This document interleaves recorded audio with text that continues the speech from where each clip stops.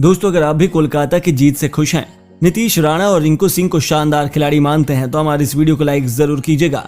दोस्तों, बेंगलुरु को कुचलते हुए कोलकाता ने लिखा नया इतिहास।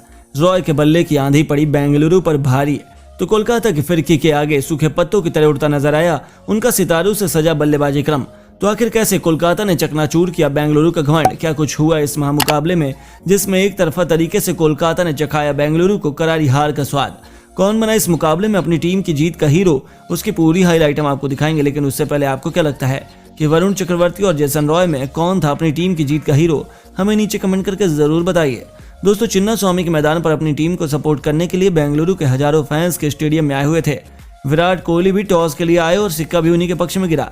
उन्होंने मेहमानों की मेहमान नवाजी करने के लिए पहले बल्लेबाजी करने का न्योता दिया।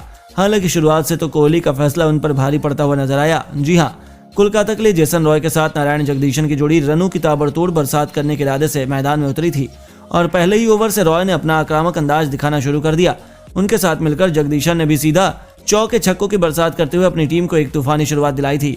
पावर प्ले के अंतिम ओवर में गेंदबाजी करने आए शहबाज अहमद के परखच्चे उड़ाते हुए जेसन रॉय ने एक नहीं, दो नहीं, बल्कि लगातार 4 ऐसे भयंकर छक्के जड़े जिन्हें देखने वालों के रूह तक कांप उठी। इस ओवर में उन्होंने ऐसी तबाही मचाई कि विराट कोहली बड़ी मुश्किल से अपने आंसू छुपाते हुए नजर आए। जी हाँ, बेंगलुरु के करोड़ों फैंस में तो मातम का माहौल था। 6 ओवरों के पावर प्ले में कोलकाता ने खौफनाक बल्लेबाजी के दम पर 66 रन बना लिए थे।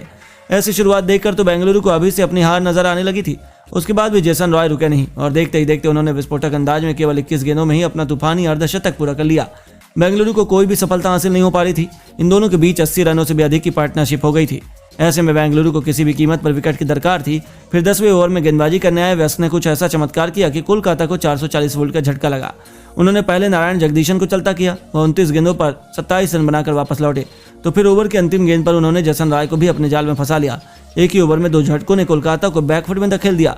जेसन रॉय केवल 29 गेंदों में ही 56 बनाकर चलते बने। यह बेंगलुरु की वापसी का शंखनाद था, जहां से अब वेंकटेश अय्यर के साथ कप्तान नीतीश राणा अपनी टीम को संभालने की जिम्मेदारी थी। इन दोनों ने इसे बखूबी निभाया। दोनों ने रनों की रफ्तार में कमी नहीं आने दी। तूफानी अंदाज में उन्होंने अपनी पारी को आगे बढ़ाना शुरू किया। पलक झपकते ही दोनों ने कोलकाता की वापसी करा दी। नीतीश राणा बहुत तेजी से अपने अर्धशतक की तरफ बढ़ चले थे। एक बार फिर जैसे ही कोलकाता बेंगलुरु पर हावी हो रही थी, इस बार उनके लिए काल का दूसरा नाम बनकर आए वानिंदु हंसरंगा। जी हाँ, इस खिलाड़ी ने एक ही ओवर में पहले नीतीश राणा को अपना शिकार बनाया, तो फिर वेंकटेश अय्यर को भी चलता कर एक बार फिर मुकाबले को बेंगलुरु की तरफ झुका दिया। इस मैच ने इतनी बार करवट बदली थी कि देखने वालों की आंखें तक फटी रह गई थी। हालांकि नीतीश राणा केवल 21 गेंदों में ही तूफानी 48 रन बनाकर अपनी टीम को मजबूत स्थिति में पहुंचा चुके थे। तो वहीं अंत में उतरे रिंकू सिंह ने केवल 10 गेंदों में 18 रन और डेविड विजय ने 3 गेंदों पर 2 तूफानी छक्कों की बदौलत 12 रन जोड़कर अपनी टीम को 20 ओवरों में 200 रनों के विशाल का स्कोर तक पहुंचा दिया। बेंगलुरु के लिए वानिंदु हंसरंगा और वैश्क को दोनों सफलताएं हासिल हुई। वहीं मोहम्मद सिराज को भी 1 विकेट मिला। दोस्तों, कोलकाता अपनी जीत की इबादत लिखने के लिए तैयार थी, तो उनके इरादों पर पानी फेरने के लिए बेंगलुरु के 2 सबसे खतरनाक बल्लेबाज कोहली के साथ डुप्लेसी की जोड़ी मैदान में उतरी और आते ही उन्होंने सीधा तबाही का रास्ता चुना, जहां डुप्लेसी ने एक के बाद एक 2 तूफानी छक्के जड़कर कोलकाता के पसीने छुड़ा दिए। तो किंग कोहली ने भी चौकों की बारिश कर तूफानी शुरुआत की थी, लेकिन तभी बल्लेबाजी में डुप्लेसी सुयश शर्मा की गेंद पर बाउंड्री पर कैच आउट हो गए और केवल 7 गेंदों पर 17 रन बनाकर वापस लौटे। यह बेंगलुरु के फैंस की उम्मीदों को करारा झटका था। तो वहीं उनके आउट होने के बाद बल्लेबाजी करने आए शहबाज अहमद भी केवल 2 रन बनाकर चलते बने। उन्हें भी सुयश शर्मा ने चलता किया। 2 बड़े विकेटों के साथ बेंगलुरु की पारी मुश्किल में नजर आ रही थी।